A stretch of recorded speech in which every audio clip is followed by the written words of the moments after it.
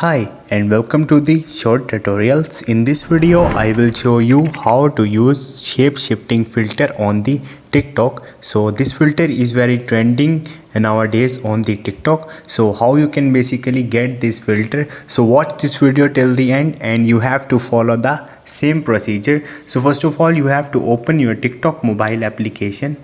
Once you will open it, you have to click on your discover button from the main menu here, and you will see screen like this. So on the top you will see a search bar. So from here you have to search for the shape shifting filter. Simply tap on it. Once you will tap on it, now you have to select any video from here. So I click on this video. Okay, now you will see shape shift filter is here, so you have to tap again on it. Okay, shift filter is here, so you can add it to favorite for the future use. And if you want to shoot a video, you can simply click on the try this effect from here. So once you will click on the try this effect,